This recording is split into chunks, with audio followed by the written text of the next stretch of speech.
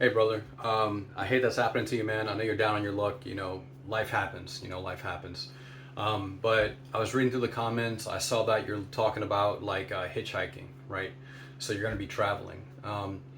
So we're gonna go over a few things, a quick video. Hopefully the group lets this video stay up. Whenever we talk about moving from point A to point B, we need to have a general idea of where we're gonna go, right? So that's one of the first things. Have an idea of where you're going to go.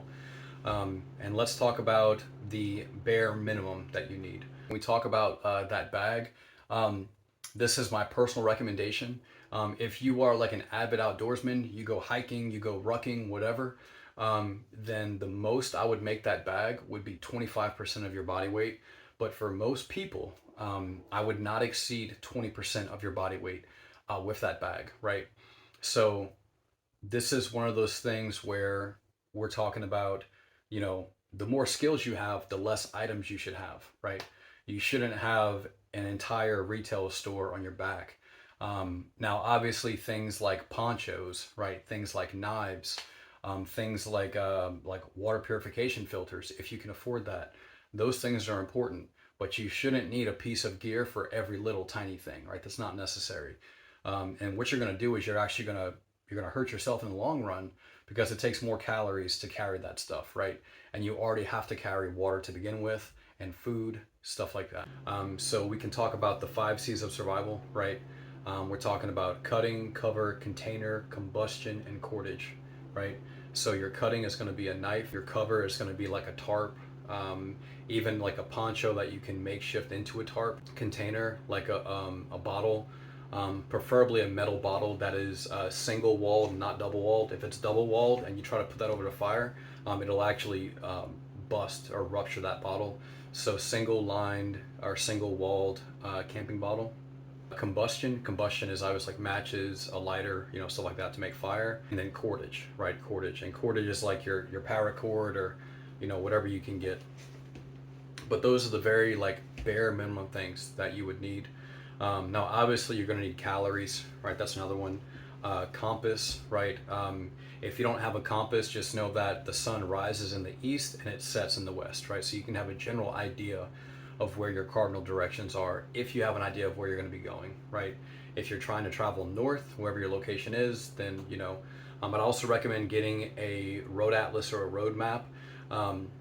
If you're going to be leaving the state, a lot of times where you have the state lines meeting, you have your rest areas, and those rest areas will have free maps for you, right? So there's a lot of free resources that you can use. You can also go to the library if you need to, right? And then just print out those pages of where you're trying to go. No, obviously that's going to cost money, right? I'm not sure how much it is nowadays. I haven't done it in years. But that's something that you can do. Talking about food, right? You want to make sure you have calorie dense foods that you can carry on your person and your pack, and then also water, right? You're gonna have to have water, right? And then also a way to purify that water. Now, I've seen comments about life straws, about Sawyer minis, whatever the case may be. That stuff costs money, right? If you have the money to buy that, awesome. But if not, just having water bottles in your kit will help you, right? You can make a natural filter, of course, by using like rocks and sand and grass and all that. But you could also just use something like your own t-shirt, right? Or if you have like a shemagh or something like that, you can put that over your bottle and then just drag your bottle through the water, right? If we're talking about sourcing water, be careful where you get that water from. If you see a puddle and there's no life in that puddle, there's no like bugs, there's nothing in there, there's no tadpoles, nothing. Stay away from that water. It could be contaminated, right? There's many chemicals that are in the ground that we can't see that can contaminate those puddles of water. And so if it can't sustain smaller life, right? If there's not an ecosystem within that water that you can visibly see, I wouldn't drink that water, right? I would just move on. Now, of course, there's hundreds of ways to source water, but that's just a side note when it comes to getting water if you find yourself in that situation. Those are the main things, right? If you can get like a heat blanket to keep yourself warm, I recommend doing that. They're relatively cheap, right? Walmart sells ponchos very, very cheap. You can get it's a cheap poncho, but it's still a poncho, right? You can get yourself like a poncho raincoat.